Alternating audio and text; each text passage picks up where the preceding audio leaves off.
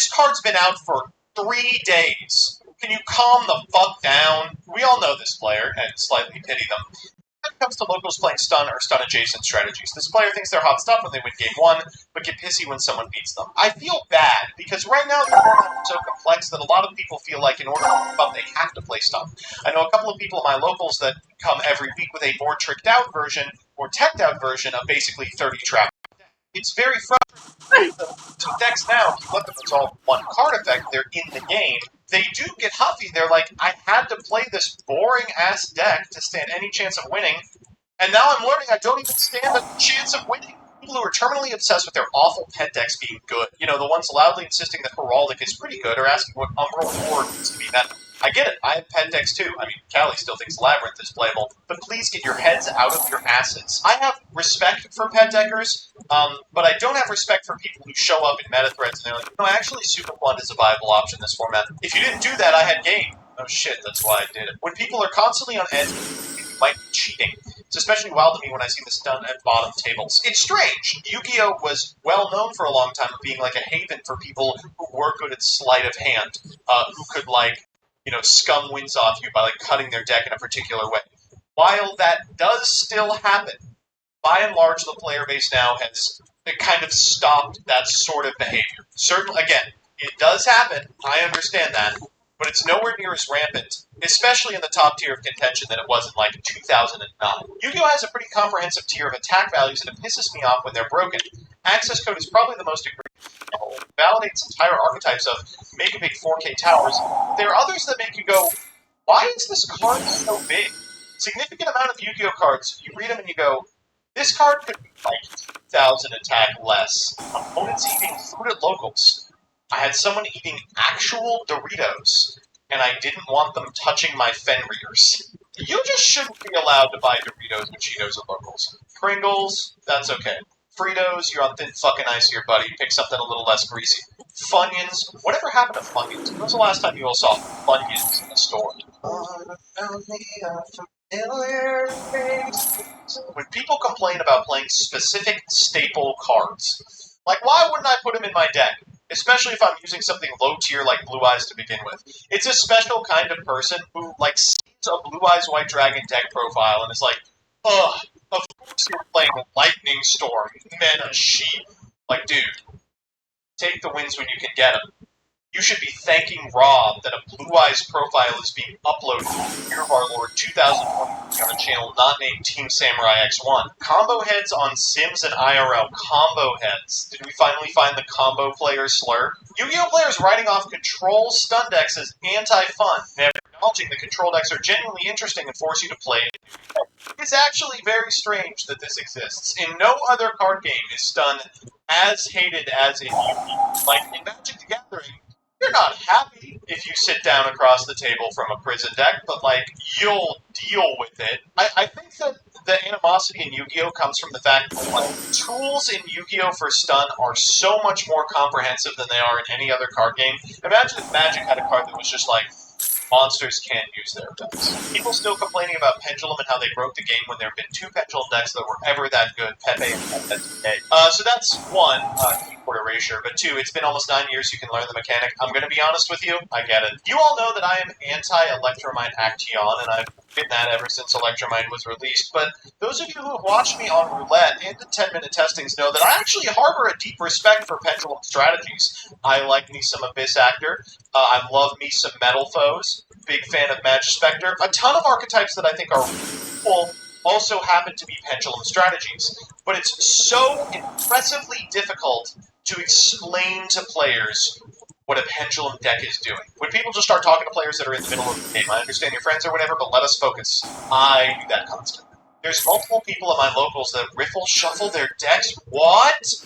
To the bridge and everything? When people spend the entire match how much their archetype sucks. If you aren't having fun playing it, play something else. I do sometimes do this. I'll, like, do something and then I'll go, this deck is ass. In my defense, it's always warranted. I hate it when decks that have identity. Vessel floodgates. The Weather Painters have become D-Shifter Macro Skill Drain Turbo. That's a great point. Significant amount of these combo archetypes did the same for House of Vibrax. It was like, Okay, like you can do cool stuff with the punk cards, or you can use two monsters to make Hulk, and then you make a Rorodon, and then at the end of the day, my number one pet peeve is that you have to play Yu-Gi-Oh to be a Yu-Gi-Oh player. Disgusting. Fucking skill drain, really? Tune in Why next week didn't when you we place read it more down? Twitter comments instead of playing the fucking card game. No Xyz. Okay. No. I say no to your no? What the fuck?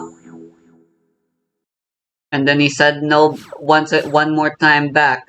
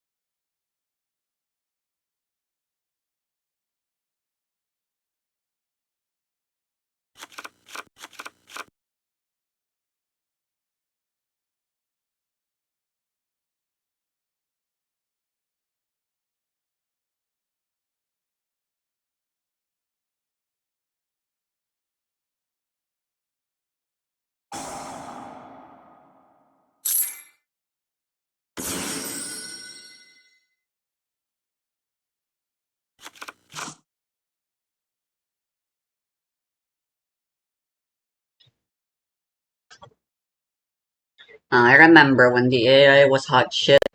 Now I really gotta go to rank matches just to fight against real decks that don't stand a chance, where I don't stand a chance with my stupid little pet decks.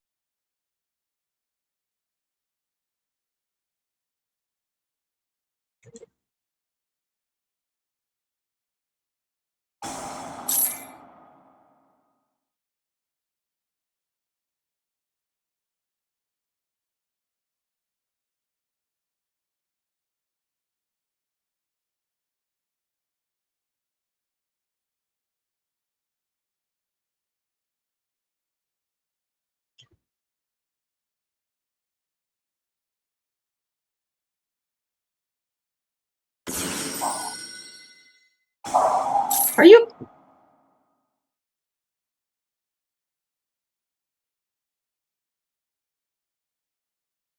You could have triggered that off way longer, way earlier,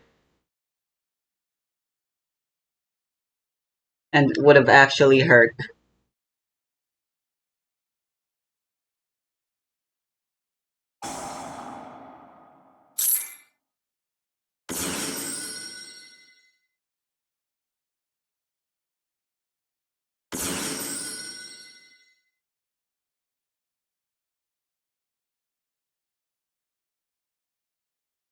Oh, whoops. Oh.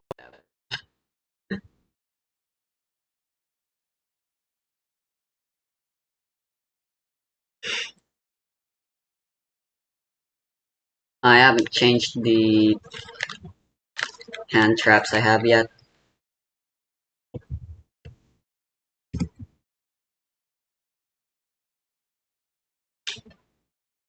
I haven't changed anything, period.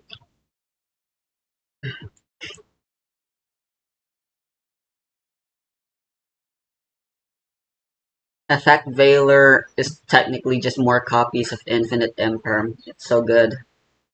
Like, holy crap.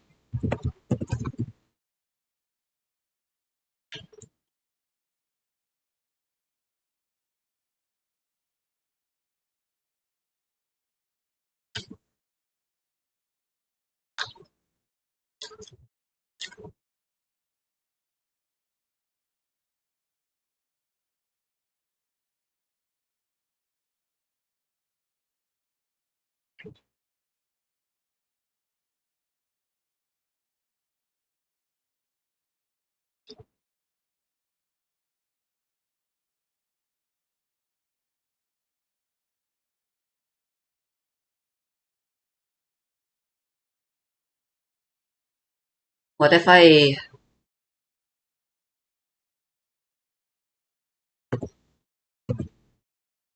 ran Preparation of Rites instead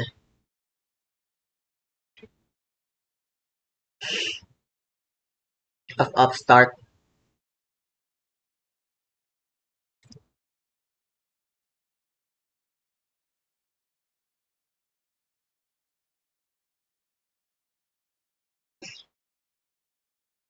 I'd much rather have more ways to fish for my Drytrons, though, than guarantee I can get a Ben 10.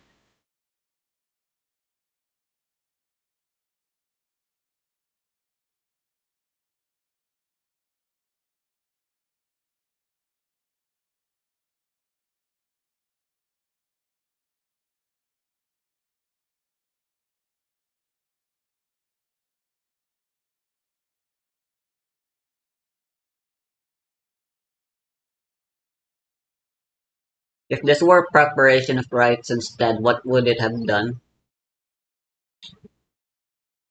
I would have gotten out Ben 10, used that as tribute for this, get Aldhiba, get the spell,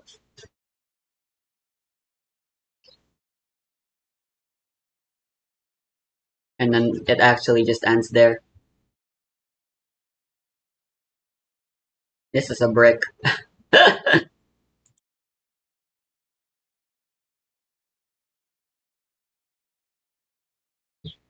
Another brick.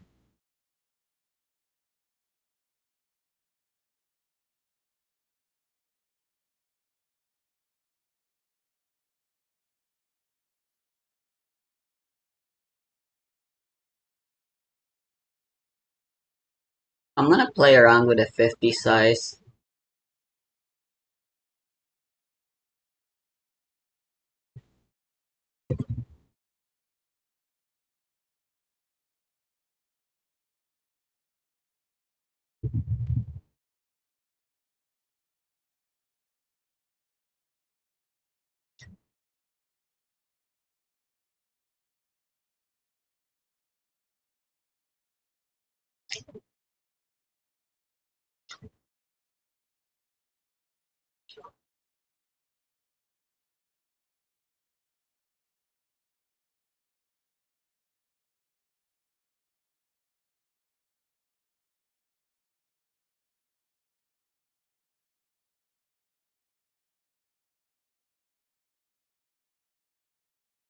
Nah, I really don't think it'll work.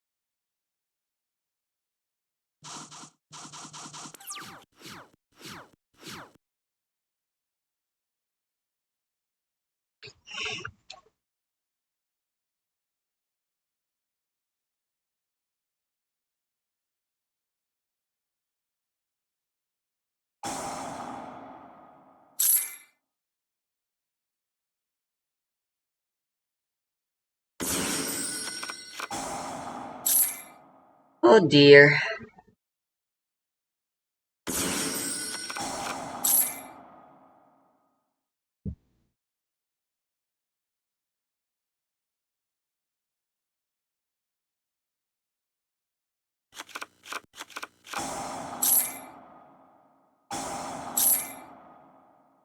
Recently, this is a brand new set in Yu-Gi-Oh! And as you guys know, there's some crazy cards coming out that are going to make the game faster than ever. Like, the power creep is absolutely insane. So I thought we'd make this video talk about what the heck is in this set. Obviously, there's some main cards that we're looking out for, but there are also some other decent support for other cards that people might not be aware of. We have a lot to get through, so let's dive in. Mulcharming Fulos. This is the card that everyone has been anticipating. Like, probably the most anticipated card in the past 5 or 6 years. This is a meta warping, no, field warping, game-changing card that allows you to draw cards every time your opponent special summons from the deck or the extra deck. It's basically Max C, and you guys already know Max C is banned, but now we're getting another Max C that's a little bit weaker, but still equally as powerful when you're going second, considering how fast the game is and how every deck basically uses their extra deck to play the game. But alongside Furlos, we're actually getting another card that's also very, very powerful, and this is another hand trap called Dominus Impulse. Dominus Impulse is basically a solemn warning on a hand trap form factor. This card is absolutely nuts. It basically says you can negate the effect that your opponent activates, which allows them to special summon a monster from anywhere. So it's basically half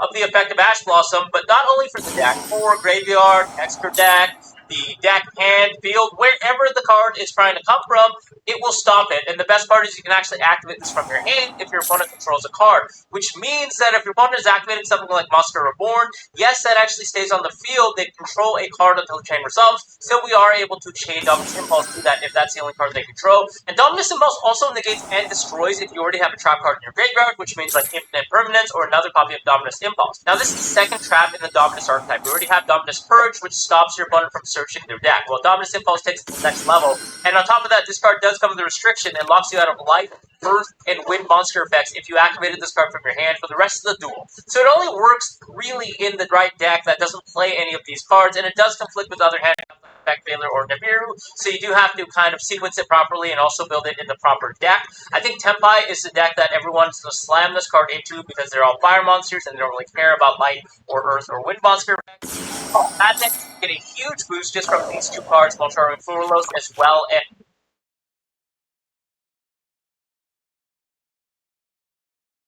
Multitasking with Yu-Gi-Oh is hard.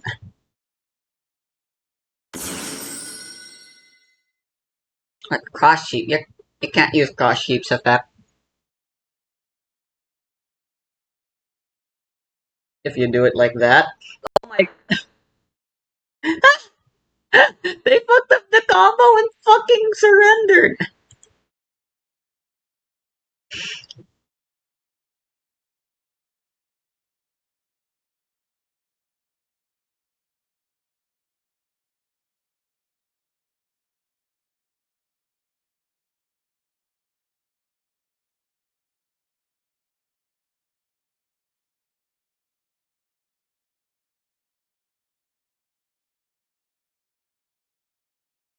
God damn it!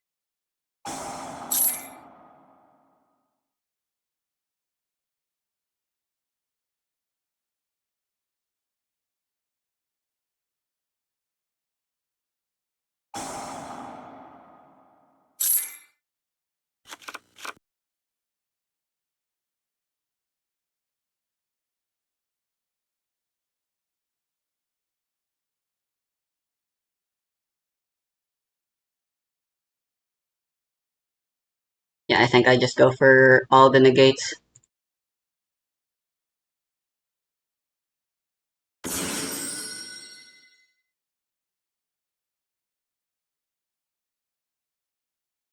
Let's set triple tactics as a bluff.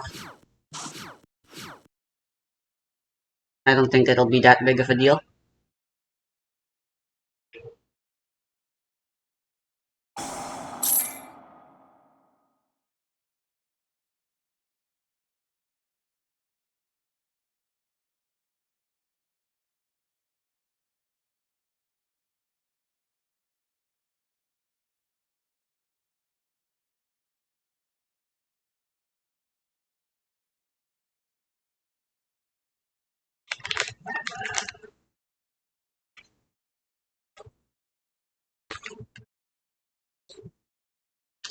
Oh, there's like a monster thingy. That's a the card is straight up lying. This doesn't destroy monsters. This destroys spells and traps. It dusts away the back row, not the front row.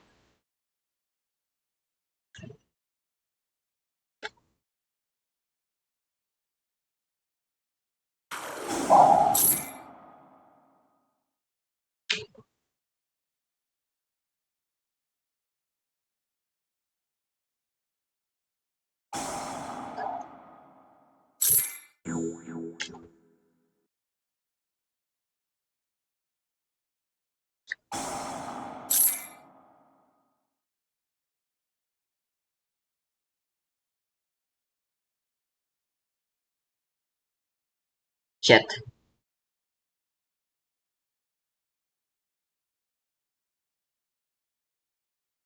Yeah, I'll let that set go through. I can negate that with Dawn Dragster instead. And that'd be much more efficient.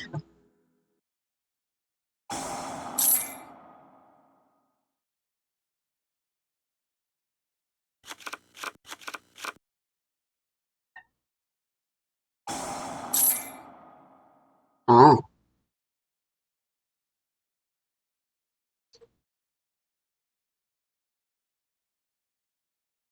just normal ass polymerization. That's rare.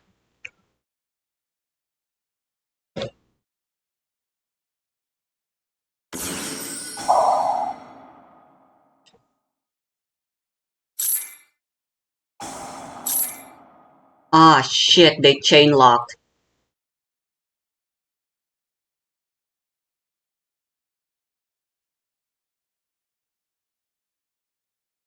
I'll negate the effect.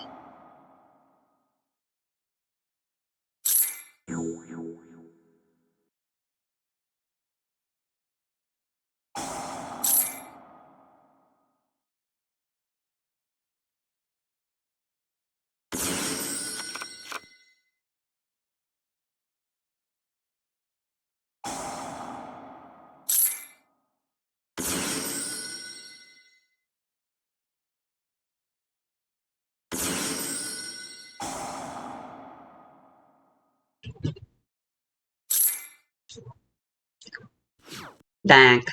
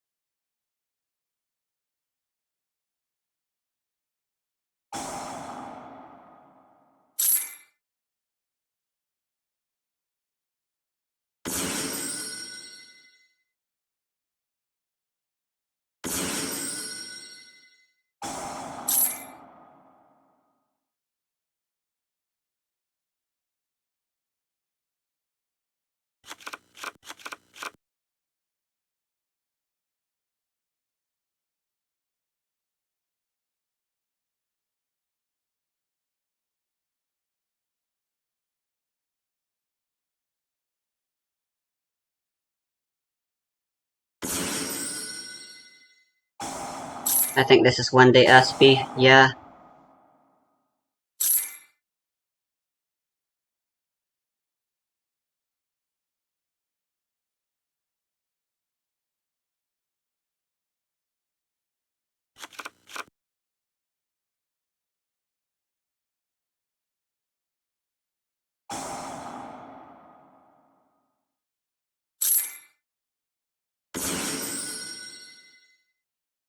Would be nice if I had a third copy of Beta Fafnir.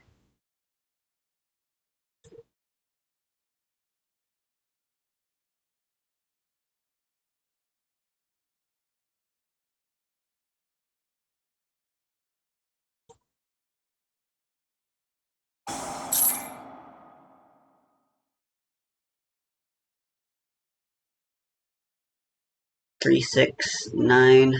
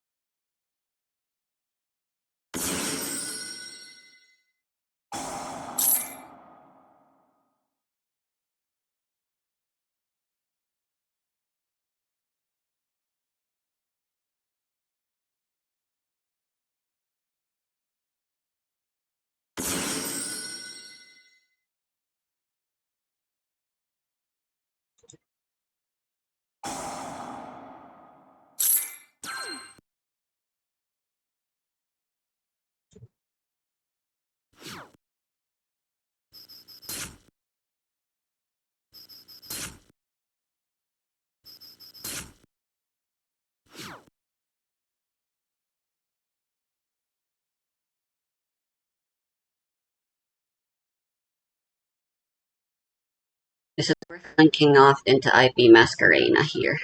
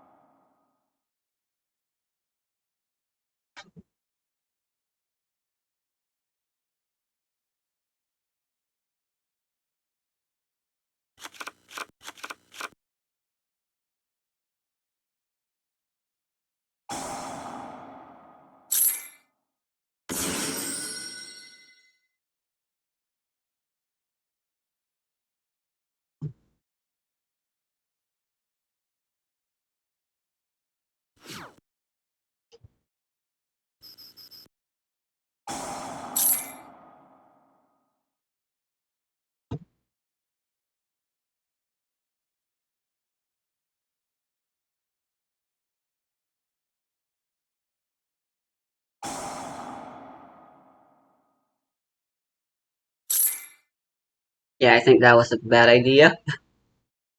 Should have just let Natasha die.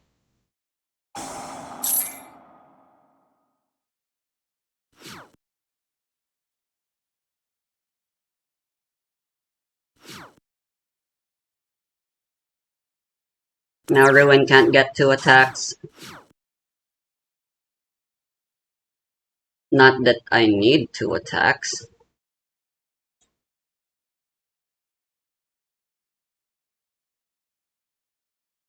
Yeah, I was just gonna go for battle for game.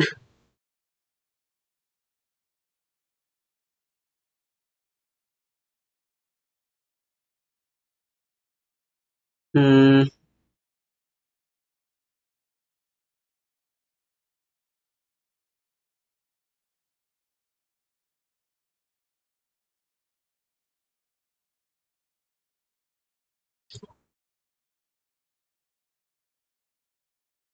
I think I'll just side an evenly matched.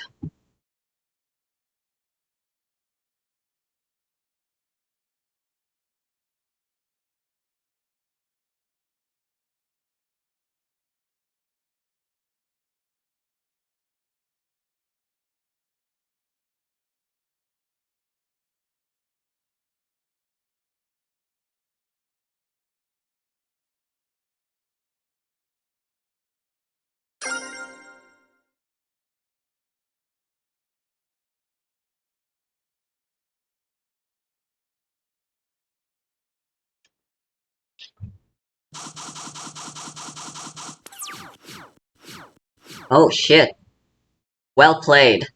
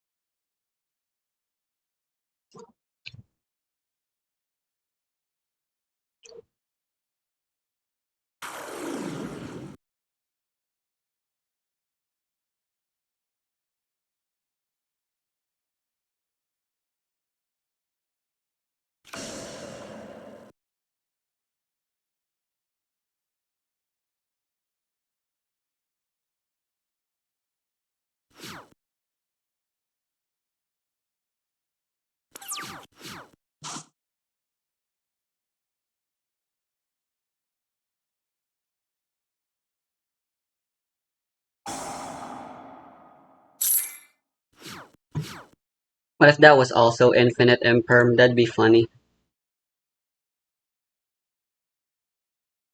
Did I seriously top deck to Alpha Thubons?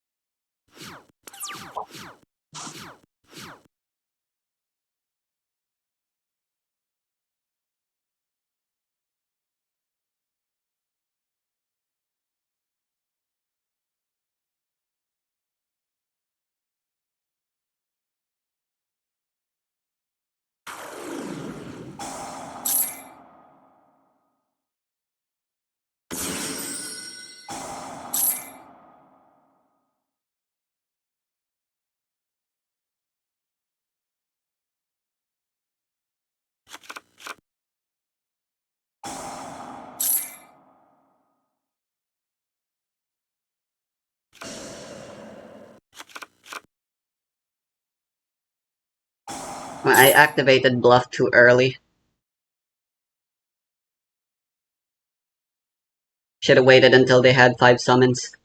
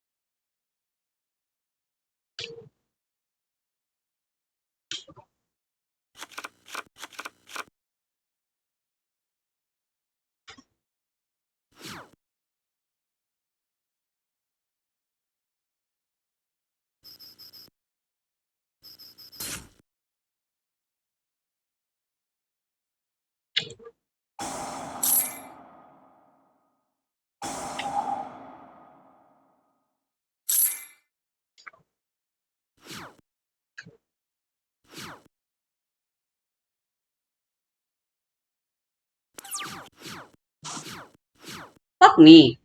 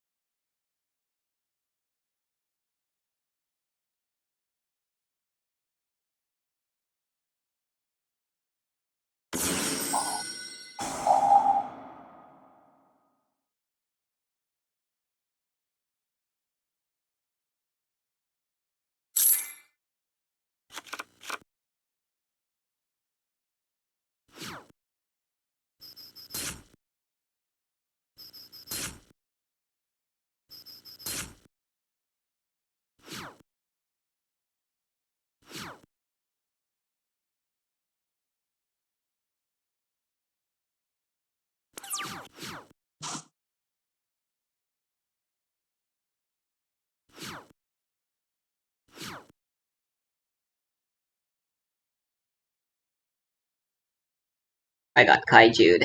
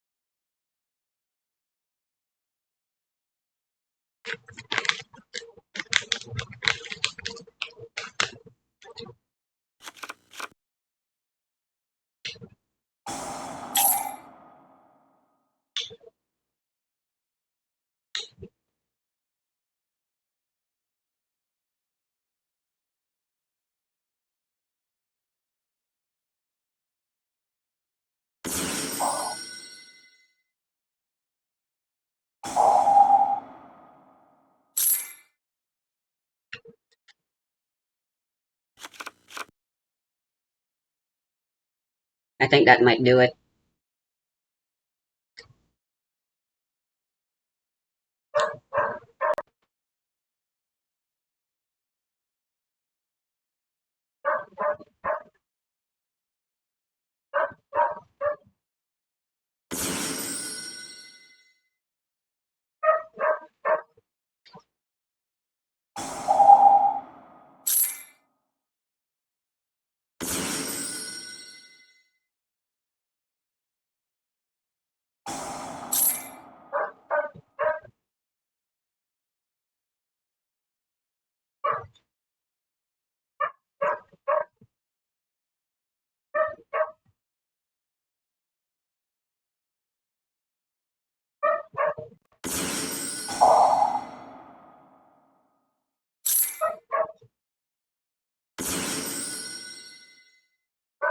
Yeah.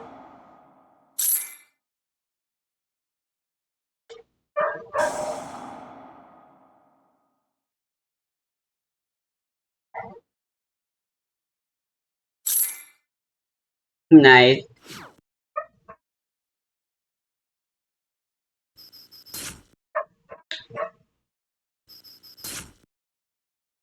I guess that's what the deck is supposed to do.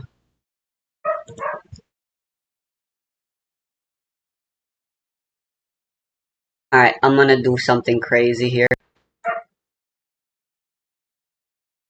You may even call it insane.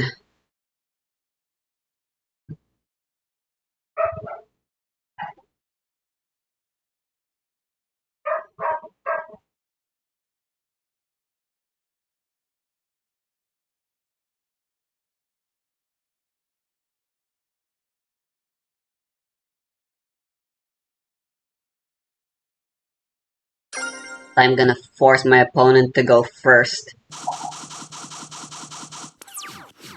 When they're expecting to go second. God damn it, this hand sucks.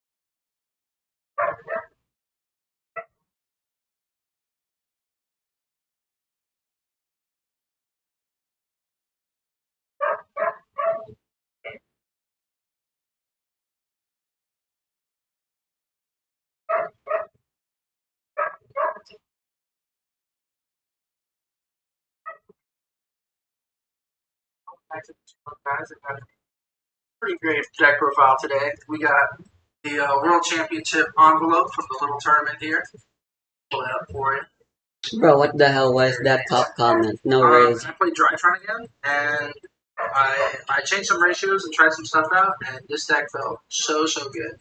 I played a lot of Tenpai, Snake Eye, Fiendsmith, and things like that. And honestly, this is probably what I'm going to be playing for the next format for a bit. So jumping straight into it, we have 3 Drytron Nuke 2. This is the best card in the deck. It is so good. It plus ones you, and then it's a free extender later. And it just gets you back into the game as a later resource. We're still playing 3 Alpha, which is Rituals, 3 Zeta to search the ritual spell. Obviously, this card's insane. 2 Delta, get you more draws. 2 Gamma, recur, and then 1 Ultimate Bright Bro, Alpha. why is everyone just talking about his forehead? It gets you Fafnir every time.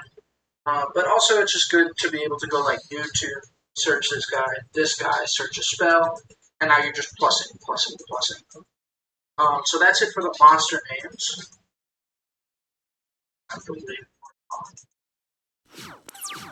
Then we'll play 3 Drytron Nova, 3 Emergency, 2 What the fuck? Fafnir, and 1 Foolish. So these are more of your names. Just more consistency. I only played 2 Fafnir because you have so much access to it, because YouTube can always get into Earthatron, which can always get your Fafnir. And then you don't want to open Fuck me. Fafnir or use Nova and Ritual Spell, then you're just getting follow-up.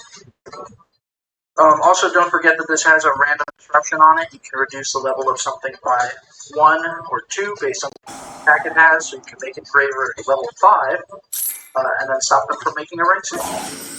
For rituals, we play 1 Dad, 1 of the Draconids, 2 Benten. Still the same ratio. This card is still insane. It lets you beat Nib really easily, and then it's also... If they have Effect Veiler, I am dead. So it's really hard for people to out. This card you can float off of this one when this dies. They do but more not. importantly, you can also search this to help Ritual summon him out easier. Because instead of using 3 Drytrons, you use 1 of this and name, and that way you're able to do more on the board.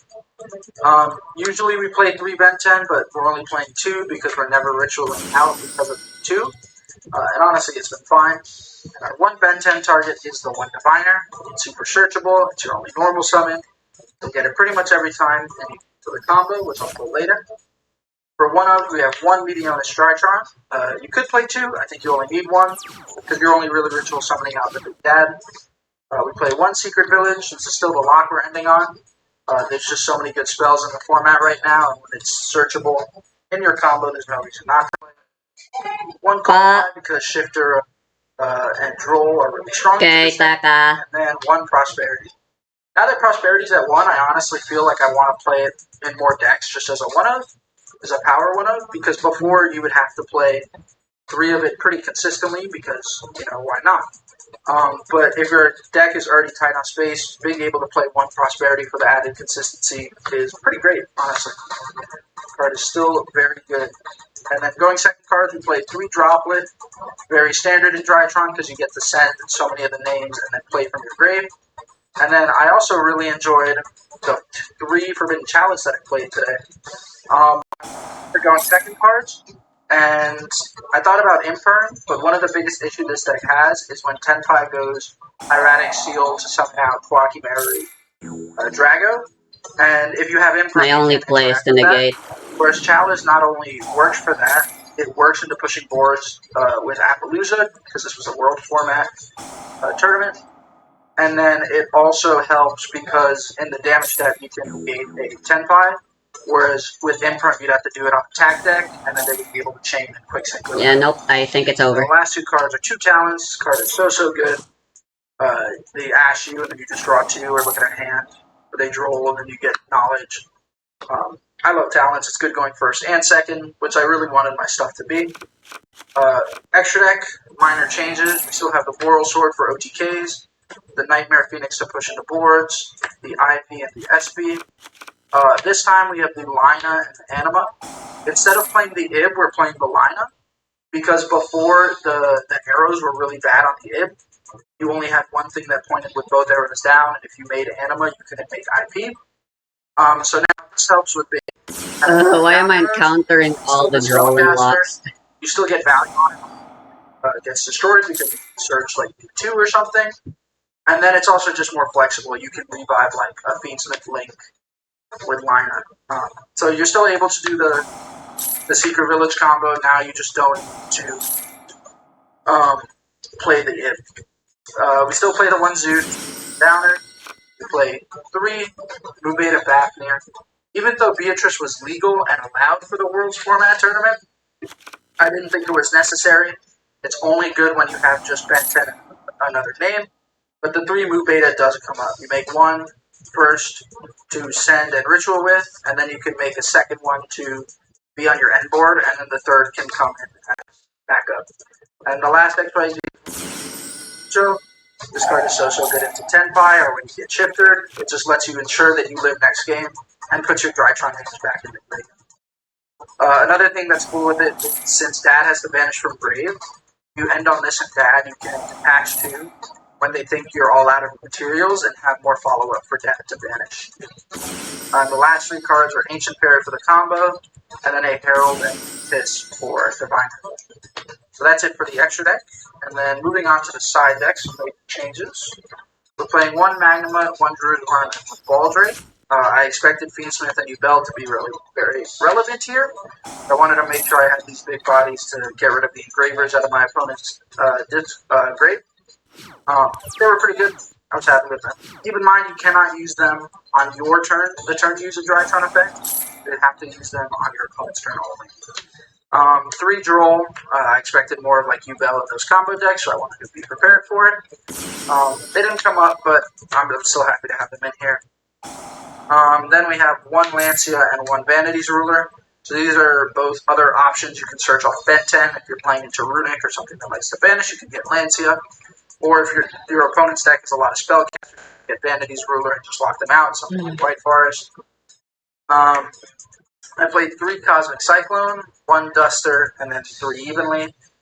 Evenly is really, really strong with Droplet because you're able to break through pretty much any board by going Evenly, check Droplet. And then Cosmic, I had Lightning Storms here, but I wanted my back row removal to be good when going first too. And with only 1 Sangyan summoning and 1 opening of the Spirit Gates, having the Cosmic for it and just taking it out of the rotation is so strong. But yeah, that's it for the deck. I'll show you a quick combo here. We'll do the standard Alpha plus Zeta. So opening a hand of Alpha and Zeta. So we'll go Alpha attribute Zeta to summon himself and search Benten. There we go. And then we can go Zeta tribute Benten. Do they have anything in the grave? Something? What's going on? And then Benten will trigger to get them. You can then overlay these 2 Drytrons into Mubeta. Mubeta will then send the best card in the deck, Nuke 2. We can normal Diviner. Keep in mind Diviners are 4th summon here. Send Herald of the Arclight from our extra deck. Search the big Drytron Dad ritual. We can then activate the ritual spell, attach both materials off Blue Beta, and use Blue Beta himself for 6k attack. Summon out Dad. And now, this is our 5th summon. We're protected from curve. We banish 2 names, typically Blue Beta and Zeta, because we don't need them anymore. But from here, we can go Nuke 2 effect in the grave. Because we control a Drytron to special summon itself out. Nuke 2 will trigger to search a Drytron monster. And he will search us for Ursatron Alpha. We can then special summon Ursatron Alpha and search Fafnir. There we go. Activated Fafnir will get us Nova, which we can hold on to for now. But then we can link 2 monsters, and 2 monsters. Diviner and 2 vanished into Ancient Fairy. And then Ancient Fairy can pop Drytron Fafnir, gain 1,000 life points, and search Seeker Village to your hand. You can then use Nova to summon out Drytron Gamma from your deck.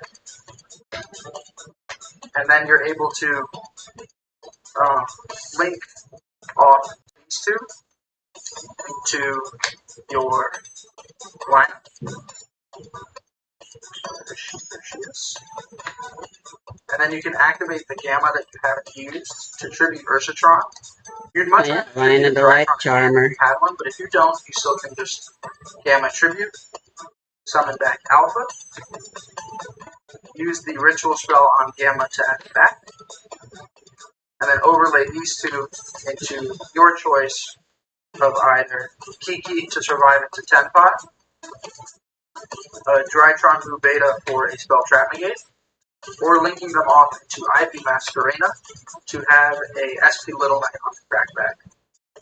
Just activate it, and then you're all set up. But yeah, thanks for watching, and I'll catch you guys next time.